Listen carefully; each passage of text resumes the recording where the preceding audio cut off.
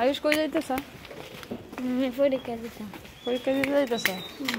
কি পরীক্ষা?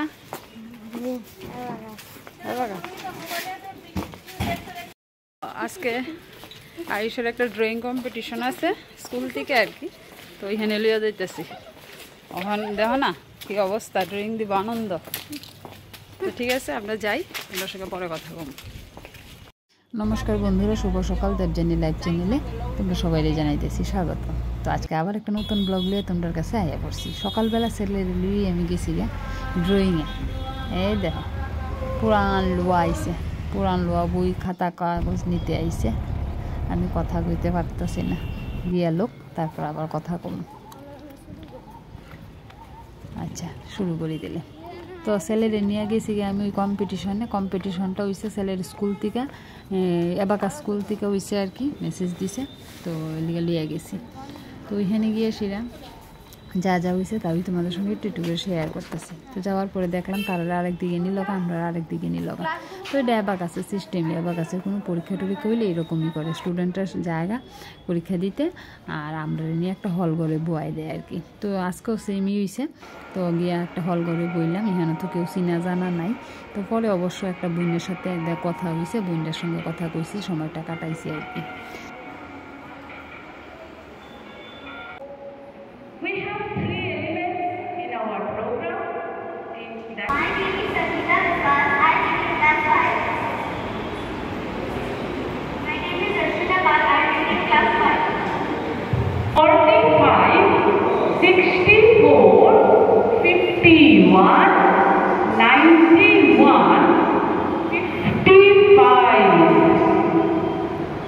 ঘোষাল রেডি? চলো আনসারটা বল ঘোষাল। 306 দেখে নেই। Yes yes correct. একটা ক্ল্যাপ হয়ে যা বোনের জন্য। ওকে চলো, ফোকাস করে ওদের লিসেনিং স্কিল ডেভেলপ করা হয়। সো দ্যাট এই লিসেনিং স্কিল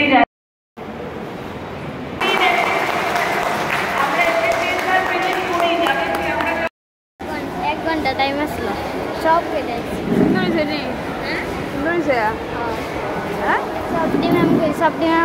একটা ম্যাম দেখছে, তারপর আরেকটা।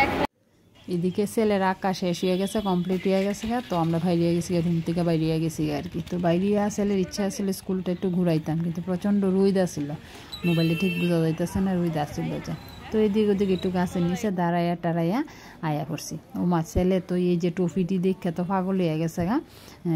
এই যে টুফিটি ভুজং মানে আগরতলা উত্তর গেট ভুজং স্কুলের সঙ্গে যে আর কি, এই যে এই মার্কেটটার মধ্যে স্পোর্টসের সব জিনিসপত্র আছে আর কি। আমার ছেলে তো এইসবের পাগল। তো মা চলো না একটু দেখাই। তো মা তো গীতা করলাম, ছেলের দেখাইলাম আর কি। তো আমার জীবনেও কিন্তু এই বড় বড় টুফি আমি ফার্স্টই দেখছি, এর আগে আমি এত বড় টুফি দেখছি না। তারপর ছেলে চকলেট কিনলাম, চকলেট কিনে আয়া পড়লাম সোজা বাড়ি। আয়া আমরা দোকানে ঢুকছি আর কি। দোকানে ঢুকে বাবারে কোন লাগে কিতা হইছে না হইছে, তো বাবারে কুইয়া টুয়া পাই দেখো রাত্র বাজে কয়টা ঘড়ি 9:15। বাবা ছেলের লেগে ফুচকা লই আইছে, রাত্র 9:15 বাজে। এখন ফুচকা খাইয়া কি ভাত খাইব? এইভাবে ভাত খাওয়াটা হয় না। এই দেখো এত ফুচকা ভালো পায়, দেখি আমি একটা বানাই এখন। এই দেখো পাপড়টি দেখো সুন্দর, আমি ওই দিন করছিলাম, একদম ভালো হয়েছে না গো, এইরকম ভাবে হয় না, বুঝলাম না।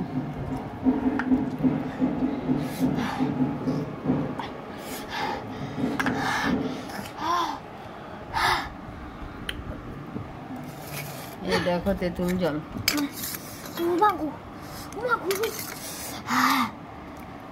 দেখো তেঁতুল জল। কে কে খাবে তেঁতুল জল?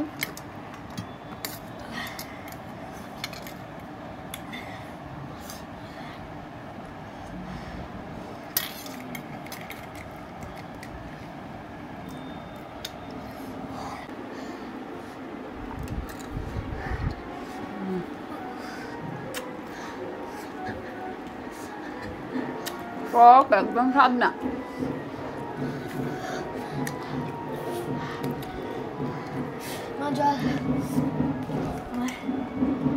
আর খাবো না, আর খাইতাম না, স্বাদ না, জলটা তো একটু স্বাদ দিছে না, মা আরো খাইতেছে, পেট ব্যথা করবা এত ঝালো।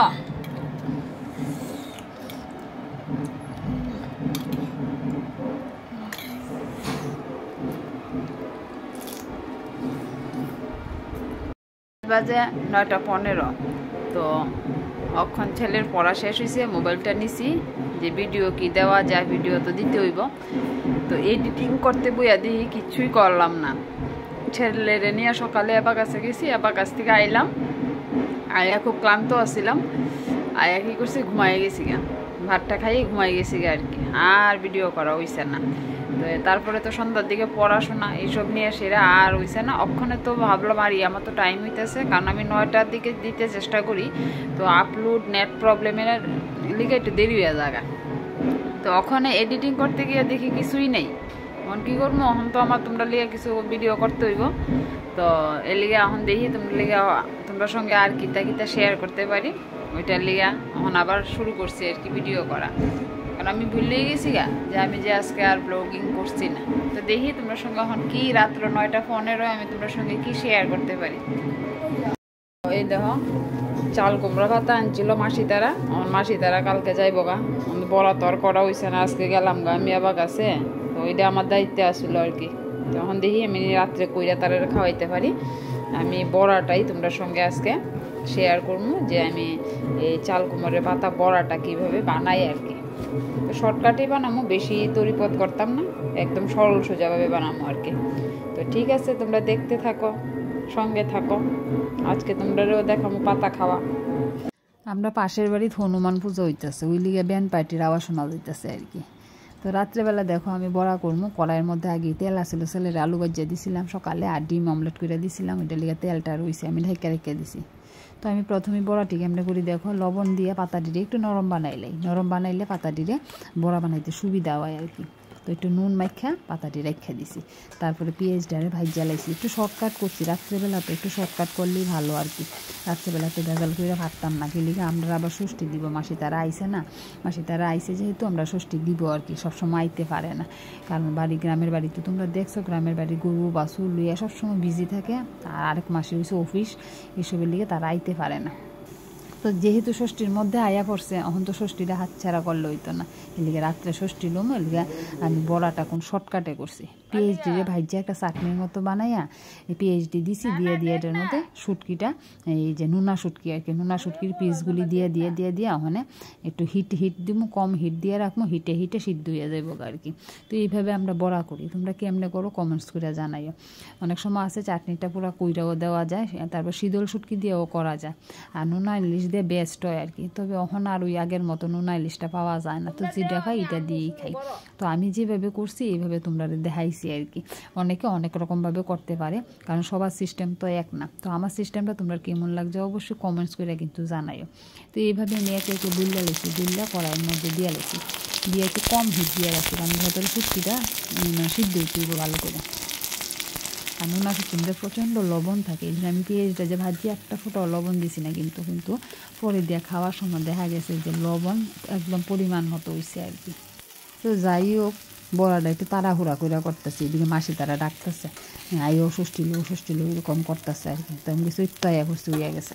তো যাই হোক, আমার বড়া হইয়া গেছে, আমি লুয়ে রাখছি, প্লেটে নামাই লাইছি আর কি। একদম গরম কিন্তু, তো দেখি যদি বেশি দেরি হয় তাহলে একটু গরম করে লমো, আর নাইলে এই অক্ষণে যদি খাওয়া হয়ে জায়গা তো তার কোনো কথা নেই। তো আমরা গেছি গা ষষ্ঠী লইতে। তো প্রথমে আমরা দিছি মাসি তারারে। দেখো আমার শ্বশুর বাড়ি কিন্তু একটু আলাদা, তোমরা থেকে আলাদা, সবার যেরকম হয় আমার ওই রকম না।